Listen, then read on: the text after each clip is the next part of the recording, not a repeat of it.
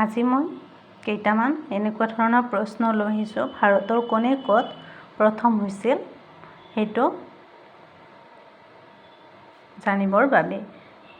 আৰু এতিয়া যি প্ৰতিযোগিতামূলক পৰীক্ষাবোৰ আহি আছে সেই পৰীক্ষাবোৰৰ কাৰণে এইখিনি প্ৰশ্ন আৰু উত্তৰ জানি থ'লে বহুত কামত আহিব। এতিয়া চাই লওক। প্ৰথমতে ভাৰতৰ কোনে ক'ত প্ৰথম হৈছিল জানো আহা। প্ৰথমতে হ'ল ভাৰতৰ প্ৰথম ৰাষ্ট্ৰপতি ডক্টৰ ৰাজেন্দ্ৰ প্ৰসাদ। একেলগে মই চনটো লিখি দি গৈছোঁ, জানিব সহজ হ'ব। ইয়াত দুটা প্ৰশ্ন একেলগে লগ হৈছে। ভাৰতৰ প্ৰথম ৰাষ্ট্ৰপতি ডক্টৰ ৰাজেন্দ্ৰ প্ৰসাদ আৰু ৰাষ্ট্ৰপতি কিমান চনত হৈছিল 1950 চন। এইটো একেলগে দুটা প্ৰশ্ন লগ হৈছে, এইটো ভালদৰে চাই ল'ব। ভাৰতৰ প্ৰথম উপৰাষ্ট্ৰপতি সৰ্বপল্লী ৰাধাকৃষ্ণন 1952 চন। ভাৰতৰ প্ৰথম মহিলা ৰাষ্ট্ৰপতি প্ৰতিভা দেৱী সিং পাটিল 2007 চন। ভাৰতৰ প্ৰথম প্ৰধানমন্ত্ৰী জৱাহৰলাল নেহৰু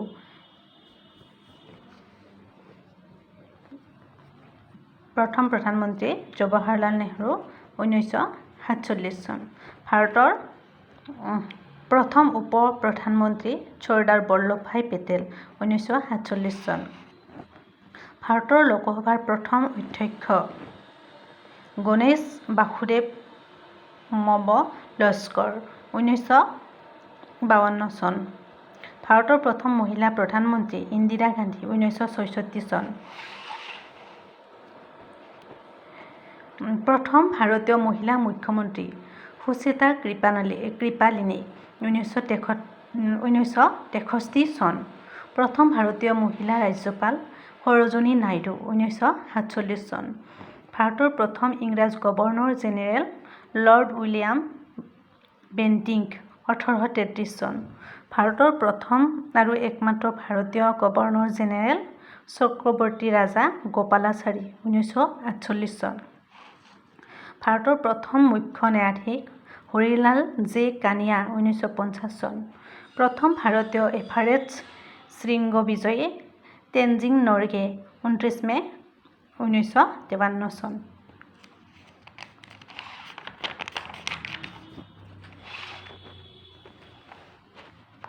প্ৰথম ভাৰতীয় নোবেল বঁটা বিজয়ী ৰবীন্দ্ৰনাথ ঠাকুৰ 1913 চন। ভাৰতীয় জাতীয় কংগ্ৰেছৰ প্ৰথম সভাপতি উমেশ চন্দ্ৰ বেনাৰ্জী 1885 চন।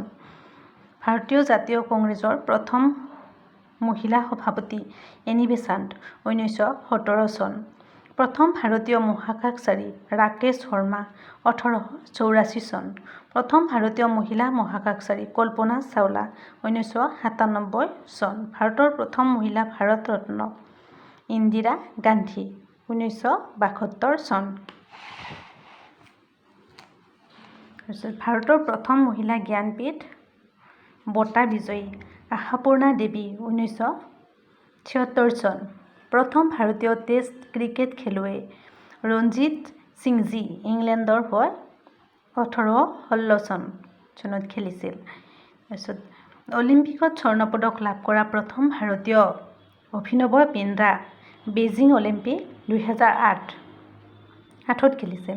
প্ৰথম ভাৰতীয় মিছ ইউনিভাৰ্ছ সুস্মিতা সেন 1994 চন। প্ৰথম ভাৰতীয় মহিলা IPS কিৰণ বেদী 1972 চন। আপোনালোকে এইকেইটা ভালদৰে চাই ল'ব আৰু এনেদৰে লিখি থৈ দিব, তেতিয়া বহুত প্ৰতিযোগিতামূলক পৰীক্ষাবিলাকো কামত আহিব। আজিলৈ এৰো।